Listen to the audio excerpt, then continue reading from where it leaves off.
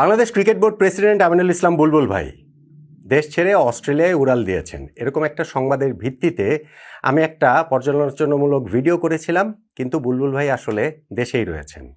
এই ভুল সংবাদটি করার জন্য আমি বুলবুল ভাইয়ের কাছে আন্তরিকভাবে ক্ষমা প্রার্থনা করছি, দুঃখ প্রকাশ করছি আপনাদের সামনেই, এবং নট আউট নোমানের যারা দর্শক রয়েছেন তাদের কাছেও ক্ষমা প্রার্থনা করছি, দুঃখ প্রকাশ করছি। বুলবুল ভাইকে আমি SMS দিয়ে আমার এই ক্ষমা প্রার্থনাটা আসলে জানিয়ে রেখেছি, এবং তার সঙ্গে আমার যখন মুখোমুখি দেখা হবে, নিশ্চয়ই দেখা হবে, আমি সামনাসামনিও তার কাছ থেকে সেই দুঃখ প্রকাশটা করব, ক্ষমাটা চেয়ে নেব।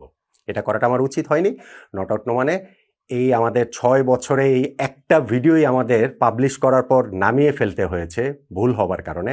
আশা করছি এটা আর দ্বিতীয় কখনো হবে না। আমি আমার নিজের জায়গা থেকে আরও অনেক বেশি সতর্ক থাকব। এইটা এই ভিডিওর আলোচনা না, কিন্তু আমি শুরুতেই এটা বলে নিলাম, যেহেতু এইটাই টক অফ দ্য টাউন এবং এরকম একটা গ্রস মিস্টেক করেছি। আলোচনার এই ভিডিওর যে বিষয়বস্তু সেটা হচ্ছে গিয়ে পাকিস্তান কি বাংলাদেশের সমর্থনে টি-20 বিশ্বকাপ থেকে নাম প্রত্যাহার করে নিচ্ছে কিনা। বাংলাদেশের তো টি-20 বিশ্বকাপ শেষ, আমাদের তো সেই সম্ভাবনার জায়গাটা পুরোপুরি শেষ হয়ে গেছে, আমাদের বদলে স্কটল্যান্ডকে নিয়ে নিয়েছে। এখন লাফালাফি যত কিছু পাকিস্তানকে ঘিরে। পাকিস্তান এই টি-20 বিশ্বকাপে ধরেন ফাইনালে গিয়ে তারা খেললই না, তাতেও যে বাংলাদেশের লাভ আছে বিষয়টা কিন্তু তা নয়। কিন্তু স্টিল আমাদের এই দাবিটা যে যৌক্তিক, সেইটা অনেকের কাছে আরও অনেক জাস্টিফাইড হয়ে দেখা দিতে পারে, সেই জন্যই এই আলোচনার জায়গাটা রয়েছে। আমি অনেকগুলো আলোচনা এই নিয়ে করেছি এবং সেইখানটাতে আমার সবসময় মনে হয়েছে পাকিস্তান ওয়ার্ল্ড কাপ খেলবে, পাকিস্তান টি-20 বিশ্বকাপ বর্জনের ঘোষণা পর্যন্ত দিতে পারে, কিন্তু ফাইনালে গিয়ে তারা ওয়ার্ল্ড কাপ খেলবে বলেই আমার কাছে মনে হয়। তাদের হিস্ট্রি, অতীত, রেকর্ড সেইটাই বলে। আজকে একটা সিগনিফিকেন্ট যে আপডেটটা রয়েছে, পাকিস্তান ক্রিকেট বোর্ডের প্রেসিডেন্ট মহসিন নাকভি কয়েকদিন আগে যে বলেছিলেন তাদের দেশের প্রধানমন্ত্রী তিনি যখন দেশে ফিরবেন ফাইনাল কলটা দিবেন। আজকে সেই প্রধানমন্ত্রীর সঙ্গে পিসিবির চেয়ারম্যানের বৈঠক হয়েছে।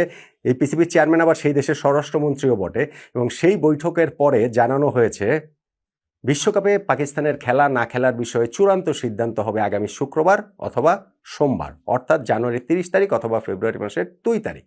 ফেব্রুয়ারির 7 তারিখ থেকে বিশ্বকাপ শুরু হচ্ছে। প্রথম ম্যাচটাই পাকিস্তান খেলছে নেদারল্যান্ডসের সঙ্গে। ফলে এই 30 তারিখ বা 2 তারিখ পর্যন্ত যে সিদ্ধান্তটা পাকিস্তান পিছিয়ে নিল, তারা কি বয়কটের দিকে যাচ্ছে কিনা। দেখুন, আজকে আরেকটা নিউজ খুব সার্কুলেট হয়েছে যে পাকিস্তানের সামনে 3টা অপশন রয়েছে এবং সেই 3টা অপশন নিয়ে তারা ভাবছে। সেই 3টা অপশন কি? নাম্বার 1, পুরো ওয়ার্ল্ড কাপটাই তারা বয়কট করবে, বর্জন করবে বাংলাদেশের মতো। নাম্বার 2, তারা ভারতের বিপক্ষে ম্যাচটা বয়কট করবে। এবং নাম্বার 3, তারা ওয়ার্ল্ড কাপে সব ম্যাচ খেলবে, কিন্তু প্রতিটা ম্যাচেই তারা ওই কালো আর্মব্যান্ড পরে খেলবে এবং জয়টা বাংলাদেশের জন্য, বাংলাদেশের দর্শকদের জন্য উৎসর্গ করবে। এই 3টা জিনিসের যে সম্ভাবনা, এটা আসলে কতটা?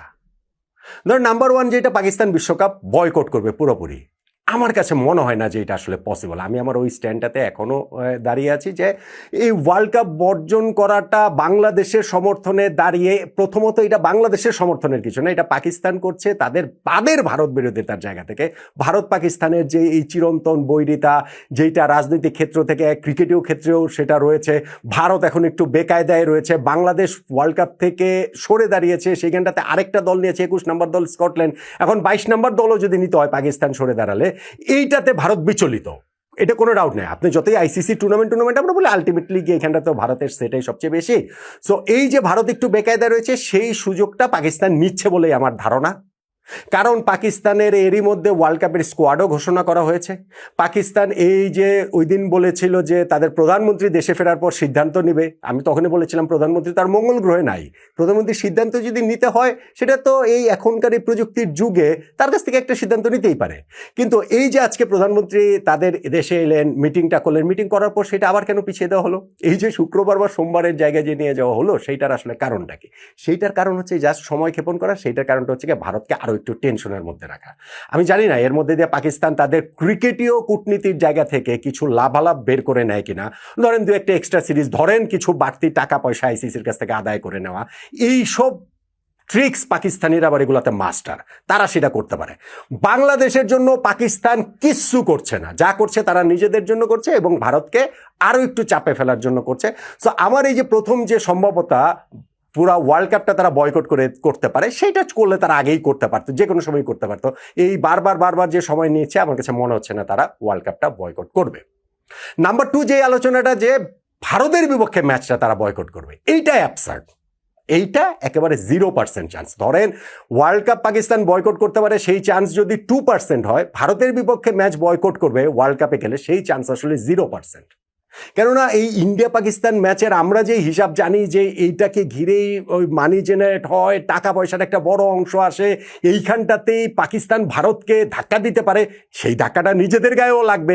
বাংলাদেশেরই যদি এই ওয়ার্ল্ড কাপ না খেলার সূত্রে মোরলেস 500 কোটি টাকা লস হয়, পাকিস্তান ক্রিকেটের হিসাব করলে সেটা 800 কোটি 1000 কোটি টাকা বাংলাদেশি মুদ্রায় হয়ে যাওয়াটাও অসম্ভব না।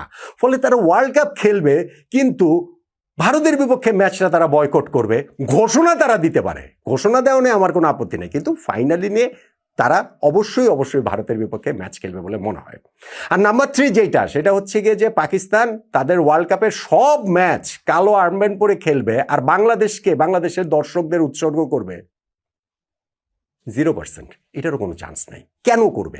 হ্যাঁ, তারা ধরেন পোস্ট ম্যাচ প্রেজেন্টেশন একদিন বলতে পারে যে না, এটা যেটা বাংলাদেশের সঙ্গে হয়েছে ঠিক না, তাদের অফিসিয়ালরা বলতে পারে, প্রেস কনফারেন্সে প্রশ্ন হলে তাদের প্লেয়াররা বলতে পারে। কিন্তু ভাই, পাকিস্তান একটা দেশ হিসেবে ওয়ার্ল্ড কাপ খেলতে যাচ্ছে এবং তারা ওয়ার্ল্ড কাপ জয়ই তো তাদের টার্গেট, রাইট?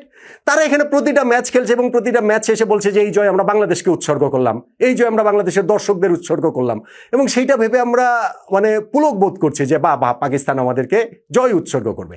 এইটারও ভাই কোনো রকম কোনো চান্স আছে বলে আমার কাছে মনে হয় না। ফলে পাকিস্তান এই জিনিসগুলোকে এখন আমার কাছে মনে হয় যে জাস্ট শুধুমাত্র ভারতকে কিছুটা চাপে রাখা টি-20 ওয়ার্ল্ড কাপের আগ পর্যন্ত। এবং অতীতের অবস্থাও যদি আমরা দেখি, ইন্ডিয়া পাকিস্তান এই দুই দেশের মধ্যে যেরকম পরিস্থিতি থাকে, যুদ্ধাবস্থা, ধরেন সেই যে কাশ্মীর অ্যাটাকের পরও এই দুই দেশ এশিয়া কাপে কিন্তু খেলেছে এবং সেই খেলার জায়গাটায় হ্যান্ডশেক করে নাই, ঝামেলা হয়েছে। পরের ম্যাচটাতে পাকিস্তান টিম হোটেল থেকে বের হয় নাই, 1 ঘন্টা পরে এসে খেলেছে, কিন্তু খেলেছে তো শেষ পর্যন্ত। ফলে বাংলাদেশের পাশে দাঁড়িয়ে পাকিস্তান এই কাজটা করতে পারত শুধু তখনই যখন এইটার একটা দীর্ঘমেয়াদী এফেক্ট থাকতো, যে না, আমরা এখন আইসিসিতে যে ভারতের আধিপত্য, সেই আধিপত্য থেকে ভেঙে বেরিয়ে এসে পাকিস্তান, বাংলাদেশ, ধরেন সঙ্গে অস্ট্রেলিয়া, ধরেন সঙ্গে নিউজিল্যান্ড, ধরেন আরও এই জিম্বাবুয়ে ছোটোখাটো কয়েকটা দেশ নিলে আমরা এটা চ্যালেঞ্জ জানালাম। পাকিস্তান তো সেটা পারছে না, পাকিস্তান সেটা পারবে না। এই আইসিসির ভোটাভুটিতেই তো বাংলাদেশের ফরে ভোট পড়েছে মাত্র একটা পাকিস্তানের, বাকি 14টা ভোটই বিপক্ষে পড়েছে। পাকিস্তান এটা কেন করবে? বাংলাদেশের প্রতি তাদের কোন মমত্ববোধের জায়গাটা থেকে, ক্রিকেটেও মমত্ববোধে আমি বলছি, কেন তারা করবে? ফলে আমার কাছে মনে হচ্ছে যে এই পুরো জিনিসটা যা শুধু সময় ক্ষেপণ করা হচ্ছে, যা শুধু নাটক করা হচ্ছে। পাকিস্তান এখানটাতে অবশ্যই তাদের ক্রিকেটেও কিছু লাভালাভের হিসাবটা করছে। আলটিমেটলি গিয়ে পাকিস্তান এই টি-20 বিশ্বকাপ খেলবে বলেই আমার আন্ডারস্ট্যান্ডিং। এবং আজকে তাদের এই পিসিবি চেয়ারম্যানের সঙ্গে পাকিস্তানের প্রাইম মিনিস্টারের মিটিংয়ের পর যখন তারা সিদ্ধান্তটা শুক্রবার বা সোমবার পর্যন্ত ঝুলিয়ে রেখেছে, তখন আমার কাছে মনে হচ্ছে যে এই ঝুলিয়ে রাখাটাই হচ্ছে গিয়ে তাদের উদ্দেশ্য, ভারতকে কনস্ট্যান্ট একটা চাপে রাখাটাই পাকিস্তানের উদ্দেশ্য। বাংলাদেশের পাশে দাঁড়ানো তাদের উদ্দেশ্য বিদেহ কোনো জায়গাটাতেই আসলে আছে বলে আমার মনে হয় না।